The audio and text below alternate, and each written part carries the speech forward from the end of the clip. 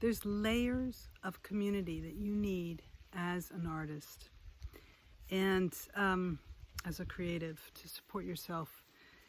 This is the thing, not all of your friends and family who feel like a really great support for who you are as a human being, that's not necessarily the inner circle of the people that you need as an artist. They don't know how to do it. They want to fix, they want to get you to do stuff that isn't so risky. They're nervous for you, they want to make sure that you're safe. All of these constraints that they have are out of love, but they're not going to help you as an artist or as a creative, because one of the things you need to do as an artist or a creative is be able to follow the things that are a little bit more risky, that are a little bit more challenging, that are unknown to you, vulnerable to you in a way that you may not be ready to share with your friends and family.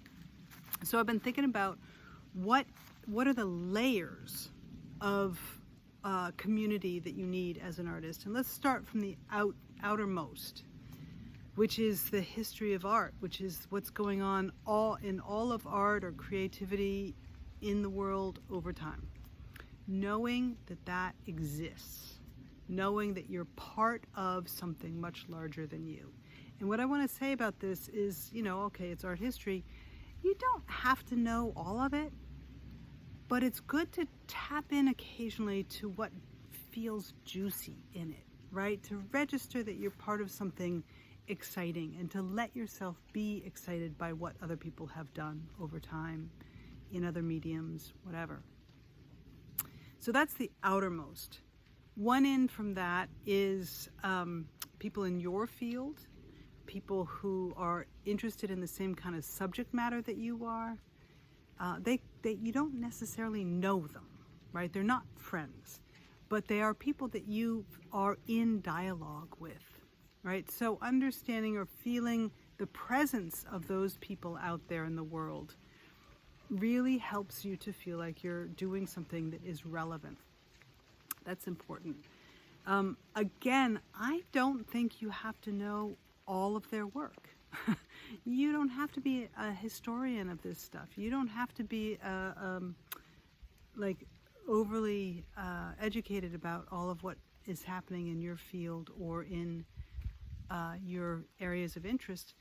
But you do have to be aware of it, and you do have to let yourself get juiced by it occasionally. Tap into something enjoyable. Okay, so then there's this other layer that is people that are working, how do I say that, alongside you, right? So I work in my studio by myself, in my home. We're in my backyard right now. And I'm a social person. We all are. Human beings need human beings. So it gets lonely. And so what I've done is set up a co-working group. We meet on Zoom. We start up the day. We set our intentions. We come back at the end and congratulate each other about having done it. It's just a matter of knowing the presence of other people working. This can also happen just organically if you happen to have a studio or a workplace that is among other creatives, right? That you're in an old factory building that's been renovated to be artist studios. I used to have that. It's fabulous. So these are, I think of it as parallel play, right? You might get to know them pretty well, but they might not be your inner circle. And those are the people with whom you share all of the juicy bits, the uncertainties, the insecurities, and the excitements, and the I'm doing this and I'm doing that, right? It's the people who you can trust to support you in your journey on a deeper level. That's not necessarily everybody, and that's important to notice. You want to be surrounded in your inner circle with a few people who you really trust. Not always easy to get to. That's why I have my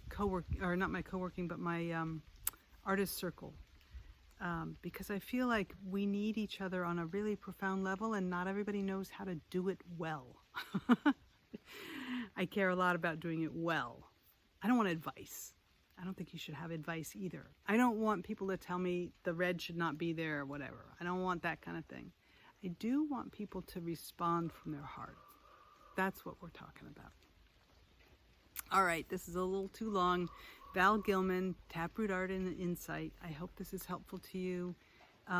Look below for the links to the various offerings you might be inspired to do. If you can think of anybody who could really use this awareness, pass it on. Please pass it on. Tag them or whatever you do to get it to them. And certainly subscribe. The more you subscribe or the more you interact with my videos, the more likely they are to be sent out. The algorithm is going to pay attention and send it out to other people. So it'll help other people get access if you feel like they need it. All right, I'll talk to you soon.